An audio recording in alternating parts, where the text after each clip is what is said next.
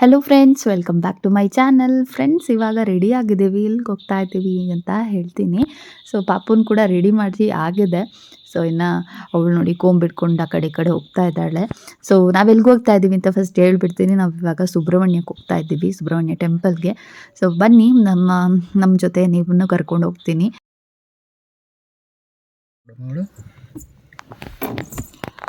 Friends, ಇವಾಗ ಹೊರಟ್ವಿ. ಬನ್ನಿ ನಾವು ಹೋಗೋಣ. ಊಟ ಎಲ್ಲ ಆದ ತಕ್ಷಣ ಹೊರಟ್ವಿ. ಸೊ ಇವಾಗ 2 ಗಂಟೆ ಆಲ್ಮೋಸ್ಟ್ ಅಲ್ಲಿಗೆ ರೀಚ್. ಸ್ವಲ್ಪ ಹೋಗ್ತಾ ಕೆಲಸ ಬೇರೆ ಇದೆ ಅಂತೆ ಹಸ್ಬೆಂಡ್ಗೆ. ಸೊ ಹಂಗಾಗಿ ಅದೆಲ್ಲ ಮುಗಿಸ್ಕೊಂಡು ಹೋಗುವಾಗ ಮೇ ಬಿ 3:30 ಎಲ್ಲ ಆಗುತ್ತೆ ಅನಿಸುತ್ತೆ. ಇವಾಗ ಬನ್ನಿ ಹೋಗೋಣ. ಫಸ್ಟು ಇವ್ರು ನೋಡಿ ಎಷ್ಟು ಸರ್ಕಸ್ ಮಾಡ್ತಾ ಇದ್ದಾಳೆ ಅಂತ ಮಾಡ್ತಾನೆ. ಓಕೆ, ಬನ್ನಿ ಹೋಗೋಣ. ಎಸ್ ಫ್ರೆಂಡ್ಸ್, ಲಾಸ್ಟ್ ಟೈಮ್ ನಾವು ಹೋಗಿದ್ದಾಗ ಪಾಪುಗೆ ಐ ಥಿಂಕ್ 5 ಮಂತ್ಸ್ ಏನೋ ಆಗಿತ್ತು ಅನಿಸುತ್ತೆ. 4 ಮಂತ್ಸು 5 ಮಂತ್ಸ್ ಏನೋ ಆಗಿತ್ತು. ಸೊ ಅವಾಗ ಕರ್ಕೊಂಡು ಹೋಗಿದ್ವಿ ಅವಳನ್ನು. ಇವತ್ತು ಮತ್ತೆ ಹೋಗ್ತಾ ಇದ್ದೀವಿ. ತುಂಬಾ ಚೆನ್ನಾಗಿ ಅನಿಸುತ್ತೆ ನನಗೆ ಈ ರೋಡಲ್ಲಿ ಹೋಗೋದು. ಒಂಥರ ಖುಷಿ ಅನಿಸುತ್ತೆ. ಬಿಕಾಸ್ ಒಂಥರ ಎಲ್ಲ ಸುತ್ತಲೂ ನೋಡಿದ್ರು ಕಾಡು, ತುಂಬ ಚೆನ್ನಾಗಿ ಅನಿಸುತ್ತೆ. ಆ್ಯಂಡ್ ಬನ್ನಿ, ಆಲ್ಮೋಸ್ಟ್ ನಾವು ರೀಚ್ ಆದ್ವಿ ಕೂಡ. ಲೈಟಾಗಿ ಮಳೆ ಬರೋದಕ್ಕೆ ಸ್ಟಾರ್ಟ್ ಆಯಿತು. ನಾವು ಇನ್ನೇನು ರೀಚ್ ಆಗ್ತೀವಿ ಅಂತ ಅನ್ನೋ ಅಷ್ಟರಲ್ಲಿ. ಆಮೇಲೆ ಪರವಾಗಿಲ್ಲ, ಮಳೆ ಎಲ್ಲ ನಿಂತುಬಿಡ್ತು. ಫ್ರೆಂಡ್ಸ್, ಇವಾಗ ರೀಚ್ ಆದ್ವಿ. ಸೊ ಬನ್ನಿ ಇವಾಗ ಹೋಗೋಣ. ಕಾರಲ್ಲಿ ಪಾರ್ಕ್ ಮಾಡೋದಕ್ಕೆ ಸಿಗುತ್ತೆ ನೋಡಬೇಕು, ಬಿಕಾಸ್ ತುಂಬ ಜನ ಇರ್ತಾರಲ್ವಾ. ಆ್ಯಂಡ್ ನಾವು ಯಾವಾಗಲೂ ಸಂಜೆ ಟೈಮ್ಗೆ ಬರ್ತೀವಿ, ಬಿಕಾಸ್ ಸ್ವಲ್ಪ ರಶ್ ಇರೋದಿಲ್ಲ ಅಂತ ಅಂದ್ಬಿಟ್ಟು, ಕ್ರೌಡ್ ಜಾಸ್ತಿ ಇರೋದಿಲ್ಲ ಅಂತ. ಪಾಪುನೆಲ್ಲ ಇಟ್ಕೊಂಡು ಇಲ್ಲಾಂತಂದರೆ ತುಂಬ ಕಷ್ಟ ಅನ್ನಿಸ್ಬಿಡುತ್ತೆ. ಅದಕ್ಕೋಸ್ಕರ ಪಾರ್ಕಿಂಗ್ ನೋಡಿ ಇಲ್ಲೇ ಎಂಟ್ರೆನ್ಸ್ ಹತ್ರನೇ ಸಿಕ್ತು. ಸೊ ಅದೊಂದು ಓಕೆ. ಸ್ವಲ್ಪ ಕ್ರೌಡ್ ಕಡಿಮೆ ಇದೆ ಅಂತ ಅನ್ಸುತ್ತೆ. ಈ ಮಳೆ ಅಲ್ವಾ ಇವಾಗ, ಸೊ ಹಂಗಾಗಿ ಜಾಸ್ತಿ ಟೂರಿಸ್ಟ್ ಬರೋದಿಲ್ಲ ಅಂತ ಅಂದ್ಕೊಂಡಿದ್ದೀನಿ, ಹಾಗಾಗಿ ಅಂತ. ಸೊ ಬನ್ನಿ ಇವಾಗ ಹೋಗೋಣ. ಫ್ರೆಂಡ್ಸ್, ಇವಾಗ ಹೋಗ್ತಾ ಇದ್ದೀವಿ. ಮಳೆನೂ ಇಲ್ಲ, ಆರಾಮ್ಸೆ ಹೋಗ್ಬಿಟ್ಟು ಬರ್ಬೋದು ಅಂತ ಅಂದ್ಕೊಂಡಿದ್ದೀವಿ. ಅಷ್ಟೊಂದು ಕ್ರೌಡ್ ಕೂಡ ಇಲ್ಲ, ಸಂಜೆ ಹೊತ್ತಲ್ವಾ, ಹಂಗಾಗಿ. ನಮ್ಮ ಪಾಪು ಇವಾಗಷ್ಟೇ ನಿದ್ದೆಯಿಂದ ಎದ್ದಿತ್ತು ನೋಡಿ. ಎಲ್ಲಿ ಬಂದ್ವಿ ಅಂತ ನೋಡ್ತಾ ಇದ್ದಾಳೆ. ತುಂಬ ಖಾಲಿ ಇದೆ. ಆ್ಯಂಡ್ ಇವಳು ನಿದ್ದೆಯಿಂದ ಇವಾಗಷ್ಟೇ ಎದ್ದಿತ್ತು. ವೆಹಿಕಲ್ಸ್ ಎಲ್ಲ ಫುಲ್ ಖಾಲಿ. ಪಾರ್ಕಿಂಗ್ ಕೂಡ ಇಲ್ಲೇ ಸಿಕ್ತು. ಆ ಕಡೆ ಮಾಡಿದ್ವಿ. ಇಲ್ಲ ಅಂತಂದರೆ ಆ ಕಡೆ ಹೋಗಬೇಕಿತ್ತು. ಸಿಕ್ಕಾಪಟ್ಟೆ ರಶ್ ಇರುತ್ತೆ. ಇಲ್ಲ ಅಂತಂದರೆ ಮಳೆಗಾಲ ಅಲ್ವಾ. ಆ್ಯಂಡ್ ಇವಾಗಂತೂ ಸಿಕ್ಕಾಪಟ್ಟೆ ಮಳೆ ಬರುತ್ತಿಲ್ಲ ನೋಡಿ. ಸ್ಟ್ರೀಟ್ಸ್ ಎಲ್ಲನೂ ಖಾಲಿ ಹೊಡಿತಾ ಇದೆ.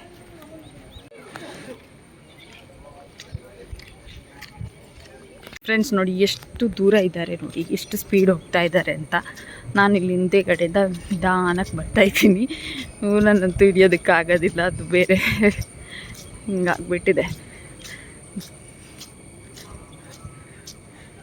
ಫ್ರೆಂಡ್ಸ್, ಇವಾಗ ಸುಬ್ರಹ್ಮಣ್ಯ ಸ್ವಾಮಿ ದರ್ಶನ ಎಲ್ಲ ಮಾಡಿಕೊಂಡು ಇವಾಗ ಆದಿ ಸುಬ್ರಹ್ಮಣ್ಯಕ್ಕೆ ಹೋಗ್ತಾ ಇದ್ದೀವಿ. ಅಲ್ಲಿಂದ ಸ್ವಲ್ಪ ನಡ್ಕೊಂಡು ಹೋದರೆ ಸಿಗತ್ತೆ.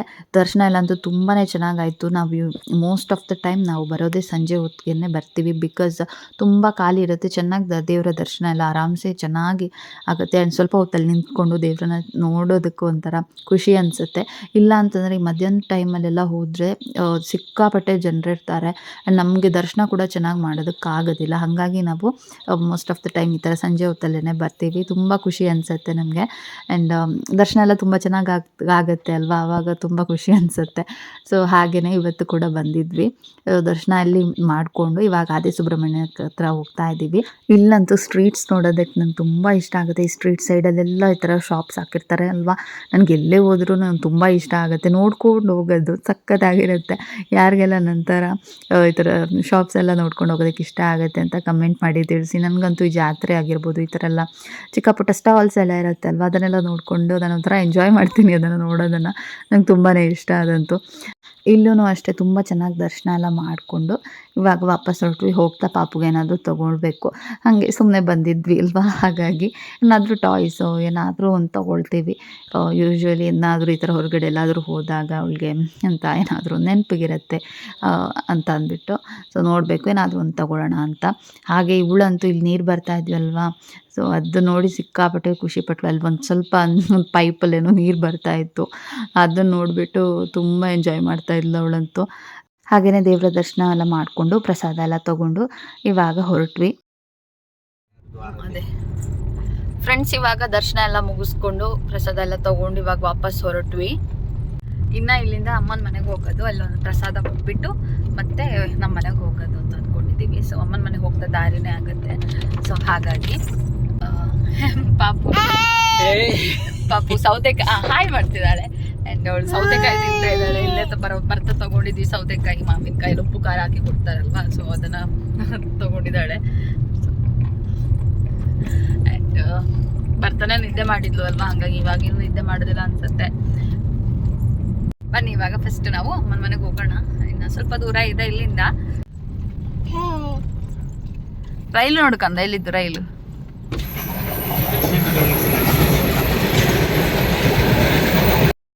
ಹಾಗೇನೆ ಬರ್ತಾ ಇಲ್ಲ ದಾರಿನಲ್ಲಿ ಟ್ರೈನ್ ಬೇರೆ ಕಾಣಿಸ್ತು. ಪಾಪುಗಂತೂ ಟ್ರೈನ್ ನೋಡಿಬಿಟ್ಟು ಇದೇನಿದು ಹಿಂಗಿದೆ ಅಂತ ಅಂದ್ಬಿಟ್ಟು ಅವಳು ತುಂಬ ಎಕ್ಸೈಟ್ ಆಗಿ ನೋಡ್ತಾ ಇದ್ದಾಳೆ.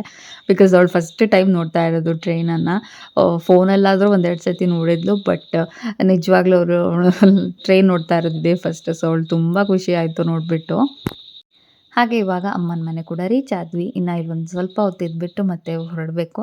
ಇಲ್ಲಿ ಬಂದ್ರಂತೂ ಪಾಪುಗೆ ಅಜ್ಜಿ ಜೊತೆಗೆ ಹೋಗದೆ ಇದ್ದರೆ ಸಮಾಧಾನನೇ ಆಗೋದಿಲ್ಲ. ಅಜ್ಜಿ ಅಜ್ಜನ ಜೊತೆ, ಚಿಕ್ಕಿ ಜೊತೆ ನೋಡಿ ಎಲ್ಲರ ಜೊತೆನೂ ಹೋಗದೆ ಇದ್ದರೆ ಅವಳಂತೂ ಬಿಡೋದೇ ಇಲ್ಲ. ಎಲ್ಲರೂ ಬಂದು ಎತ್ಕೋತಾರೆ. ಅವಳಿಗಂತೂ ಸಿಕ್ಕಾಪಟ್ಟೆ ಖುಷಿ ಆಗುತ್ತೆ. ಆ್ಯಂಡ್ ಎಲ್ಲ ಕಡೆ ಕರ್ಕೊಂಡು ಹೋಗ್ತಾರಲ್ವ ನೋಡಿ. ಈ ಥರ ಹೋದ ತಕ್ಷಣ ನೋಡಿ ಹಸು ಹತ್ರ, ಇಲ್ಲ ಈ ಥರ ಬರ್ಡ್ಸ್ ಹತ್ರ, ನಾಯಿಗಳ ಹತ್ರ ಎಲ್ಲಾದ್ರೂ ಕರ್ಕೊಂಡು ಹೋಗ್ಬೇಕು ಅವಳಿಗೆ. ಹಾಗೆ ಒಂದು ರೌಂಡ್ ಎಲ್ಲ ಹೊರಗಡೆ ಎಲ್ಲ ಹೋಗ್ಬಿಟ್ಟು ಇವಾಗ ಬಂದಿದ್ದಾಳೆ ನೋಡಿ, ಇಲ್ಲಿ ಕುತ್ಕೊಂಡಿದ್ದಾಳೆ. ಅಲ್ಲೇನೋ ಡ್ರಮ್ಸ್ ಥರ ಏನೋ ಒಂದು ತೊಗೊಂಡಿದ್ವಿ, ಅದನ್ನು ಇವಾಗ ಆಟ ಆಡ್ತಾ ಇದ್ದಾಳೆ. ಅವಳ ಹತ್ರ ಈ ಥರದ್ದೇನೂ ಇರಲಿಲ್ಲ, ಸೌಂಡು ಮಾಡುವಂಥವು ಜಾಸ್ತಿ. ಸೊ ಹಂಗಾಗಿ ಒಂದು ಸ್ವಲ್ಪ ಹೊತ್ತು ಆಟ ಆಡ್ತಾಳೆ. ಆಮೇಲೆ ಅಷ್ಟು ಇಷ್ಟಪಡೋದಿಲ್ಲ ಅವಳು ಯಾವ ಟಾಯ್ಸನ್ನು ಕೂಡ. ಬಟ್ ಇವಾಗ ನೋಡಿ ಒಂದು ಸರಿ ಹೊಸದಲ್ವಾ, ಸೊ ಹಾಗಾಗಿ ಅದನ್ನೇನೋ ಆಟ ಆಡ್ಕೊತಾ ಇದ್ದಾಳೆ. ಹಾಗೆಯೇ ಅಲ್ಲಿ ಪ್ರಸಾದ ಎಲ್ಲ ಕೊಟ್ಬಿಟ್ಟು ಆಮೇಲೆ ಇವಾಗ ಕಾಫಿ ಎಲ್ಲ ಕುಡಿದು ಇವಾಗ ವಾಪಸ್ ಹೊರಟ್ವಿ. ಇವಾಗ ಮನೆಗೆ ರೀಚ್ ಆಗಬೇಕು. ಇವಾಗ ಆಲ್ರೆಡಿ ಟೈಮ್ ಬಂದು 7:30 ಹಂಗೆ ಆಗಿಬಿಟ್ಟಿದೆ. ಮನೆಗೆ ರೀಚ್ ಆಗುವಾಗ 8 ಗಂಟೆನೇ ಆಗಿಬಿಡತ್ತೆ. ಸೊ ಬನ್ನಿ ಇವಾಗ ಹೋಗೋಣ. Hello friends, welcome back. Friends, ನಿನ್ನೆ ಮತ್ತೆ ದೇವಸ್ಥಾನದಿಂದ ಬಂದ ಮೇಲೆ ಮತ್ತೆ ಬ್ಲಾಗ್ ಕಂಟಿನ್ಯೂ ಮಾಡೋದಕ್ಕಾಗಿರಲಿಲ್ಲ. ಸೊ ಹಾಗಾಗಿ ಇವಾಗ ಬ್ಲಾಗ್ ಕಂಟಿನ್ಯೂ ಮಾಡ್ತಾ ಇದ್ದೀನಿ. ಪಾಪು ಇಲ್ಲಿದ್ದಾಳೆ. ಇದು ಬಂದು ನೆಕ್ಸ್ಟ್ ಡೇ ಬ್ಲಾಗು. ನಾನು ನಿನ್ನೆ ಮತ್ತೆ ವಿಡಿಯೋ ಮಾಡೋದಕ್ಕಾಗೋದಿಲ್ಲ. ಬಂದಾಗ್ಲೇ ನೈಟ್ ಒಂದು 8 ಗಂಟೆ ಹಂಗೆ ಆಗಿಬಿಟ್ಟಿತ್ತು ಮಾಡಿ. ಹಾಗಾಗಿ ಮತ್ತೇನು ಬ್ಲಾಗ್ ಕಂಟಿನ್ಯೂ ಮಾಡಿರಲಿಲ್ಲ. ಆ್ಯಂಡ್ ಬ್ಲಾಗ್ ಕೂಡ ಎಂಡ್ ಮಾಡಿರಲಿಲ್ಲ ಅಂತ ಅಂದ್ಬಿಟ್ಟು ಮತ್ತೆ ಬ್ಲಾಗ್ ಮಾಡ್ತಾ ಇದ್ದೀನಿ. ಆ್ಯಂಡ್ ಒಂದು ಸ್ವಲ್ಪ ಫ್ರಿಜ್ಜಲ್ಲಿ ಕ್ಯಾರೆಟ್ ಇತ್ತು, ಸೊ ಅದನ್ನು ಕ್ಯಾರೆಟ್ ಹಲ್ವಾ ಮಾಡೋಣ ಅಂತ ಅಂದ್ಕೊಂಡೆ. ಇದ್ರ ಬ್ಲಾಗ್ ಕೂಡ ಎಂಡ್ ಮಾಡಿರಲಿಲ್ಲ ಅಲ್ವಾ, ರೆಸಿಪಿನ ಶೇರ್ ಮಾಡಿಬಿಟ್ಟು ಆಮೇಲೆ ಎಂಡ್ ಮಾಡೋಣ ಅಂತ ಇವಾಗ ಮತ್ತೆ ಕ್ಯಾಮ್ರಾ ಆನ್ ಮಾಡಿದ್ದೀನಿ. ಕ್ಯಾರೆಟ್ ಹಲ್ವಾ ರೆಸಿಪಿ ತುಂಬ ಜನರಿಗೆ ಗೊತ್ತಿರ್ಬೋದು, ಬಟ್ ನಾನು ಯಾವ ಥರ ಸಿಂಪಲಾಗಿ ಮಾಡ್ಕೋತೀನಿ ಅದನ್ನು ಶೇರ್ ಮಾಡ್ತೀನಿ. ತುಂಬಾ ಟೇಸ್ಟಿಯಾಗಿ ಬರುತ್ತೆ. ಮಾಡಿದ್ರೆ ಕರೆಕ್ಟ್ ಮೆಜರ್ಮೆಂಟಲ್ಲಿ ಮಾಡಿದ್ರೆ ತುಂಬ ಚೆನ್ನಾಗಿ ಬರುತ್ತೆ. ಆ್ಯಂಡ್ ತುಂಬ ಈಸಿ ಕೂಡ, ಕ್ವಿಕ್ಕಾಗಿ ಆಗುತ್ತೆ. ಜಾಸ್ತಿ ತುಪ್ಪ ಎಲ್ಲ ಬೇಕಾಗೋದಿಲ್ಲ. ಸೊ ಟೇಸ್ಟಿಯಾಗಿ ತುಂಬ ಚೆನ್ನಾಗಿರುತ್ತೆ. ಸೊ ಅದನ್ನು ಯಾವ ಥರ ಮಾಡೋದು ಅಂತ ನಾನು ಇವಾಗ ಶೇರ್ ಮಾಡ್ತೀನಿ. ನಾನು ಆ್ಯಕ್ಚುಲಿ ಸ್ವಲ್ಪ ಕ್ಯಾರೆಟ್ ತುರಿದ್ಬಿಟ್ಟು ಬಂದಿರೋದು, ಪಾಪು ಅಷ್ಟರಲ್ಲಿ ಇದ್ಲು. ಸೊ ಹಾಗಾಗಿ ಬ್ಲಾಗ್ ಕೂಡ ಇವಾಗ ಮತ್ತೆ ಕಂಟಿನ್ಯೂ ಮಾಡ್ತಾ ಇದ್ದೀನಿ. ಆ್ಯಂಡ್ ಬನ್ನಿ ರೆಸಿಪಿನ ನೋಡ್ಕೊಂಡು ಬರೋಣ. ಸ್ವಲ್ಪ ಕ್ಯಾರೆಟ್ ಬಾಕಿ ಇದೆ. ಸೊ ಹಸ್ಬೆಂಡ್ ನಾನು ತುರ್ದು ಕೊಡ್ತೀನಿ ಅಂತ ಹೇಳಿದರು, ಸ್ವಲ್ಪ ಫ್ರೀ ಇದ್ದಾರೆ ಇವಾಗ ಹಾಗಾಗಿ. ಆ್ಯಂಡ್ ಅಷ್ಟರಲ್ಲಿ ನೋಡಿ ನಮ್ಮ ಮುದುಮರಿ ನಿದ್ದೆಯಿಂದ ಎದ್ಬಿಟ್ಟಿದ್ದಾಳೆ. ಫ್ರೆಂಡ್ಸ್ ಬನ್ನಿ ಹಾಗಾದರೆ ಕ್ಯಾರೆಟ್ ಹಲ್ವಾ ಮಾಡೋದಕ್ಕೆ ಹೋಗೋಣ. ಹೆಂಗೆ ಮಾಡ್ತೀನಿ ಅದನ್ನು ಶೇರ್ ಮಾಡ್ತೀನಿ, ಬನ್ನಿ ಹೋಗೋಣ. ಫ್ರೆಂಡ್ಸ್, ಇವಾಗ ಇಲ್ಲಿ ಮೊದಲನೇದಾಗಿ ಕ್ಯಾರೆಟನ್ನು ತುರ್ಕೋಬೇಕು. ಸ್ವಲ್ಪ ಸಣ್ಣಗೆ ತುರ್ಕೊಳ್ಳಿ. ತುಂಬ ದಪ್ಪಕ್ಕೆ ತುರ್ಕೊಂಡ್ರೆ ಅಷ್ಟು ಚೆನ್ನಾಗಿ ಬರೋದಿಲ್ಲ ನನ್ನ ಪ್ರಕಾರ. ನಂಗೆ ಆ ಥರ ಇದ್ರೆ ಅಷ್ಟೊಂದು ಇಷ್ಟ ಆಗೋದಿಲ್ಲ. ಸ್ವಲ್ಪ ಸಣ್ಣದಾಗಿ ತುರ್ಕೊಂಡ್ರೆ ತುಂಬ ಚೆನ್ನಾಗಿರುತ್ತೆ. ಆ್ಯಂಡ್ ಇಲ್ಲಿ ಡ್ರೈ ಫ್ರೂಟ್ಸ್, ನಟ್ಸನ್ನು ಸ್ವಲ್ಪ ಕಟ್ ಮಾಡಿ ಇಟ್ಕೊಂಡಿದ್ದೀನಿ. ನಾನಿಲ್ಲಿ ಸ್ವಲ್ಪ ಗೋಡಂಬಿ ಹಾಗೆಯೇ ಒಂದು ಸ್ವಲ್ಪ ಬಾದಾಮಿನ ಸಣ್ಣದಾಗಿ ಕಟ್ ಮಾಡಿ ಇಟ್ಕೊಂಡಿದ್ದೀನಿ. ಇವಾಗ ಕ್ಯಾರೆಟ್ ಕೂಡ ತುರಿದಾಗಿದೆ ನೋಡ್ಬೋದು. ನಾನು ಇವಾಗ ಒಂದು ಗ್ಲಾಸ್ ತೋರಿಸ್ತಾ ಇದ್ದೀನಲ್ಲ, ಈ ಗ್ಲಾಸ್ನ ಅಳತೆಗೆ ನಾನು ಮಾಡ್ತಾ ಇರೋದು. ಸೊ ಈ ಗ್ಲಾಸಲ್ಲಿ ಒಂದು 3.5 ಗ್ಲಾಸ್ ಆಗುವಷ್ಟು ಕ್ಯಾರೆಟನ್ನು ನಾನು ತುರಿದಿಟ್ಕೊಂಡಿದ್ದೀನಿ.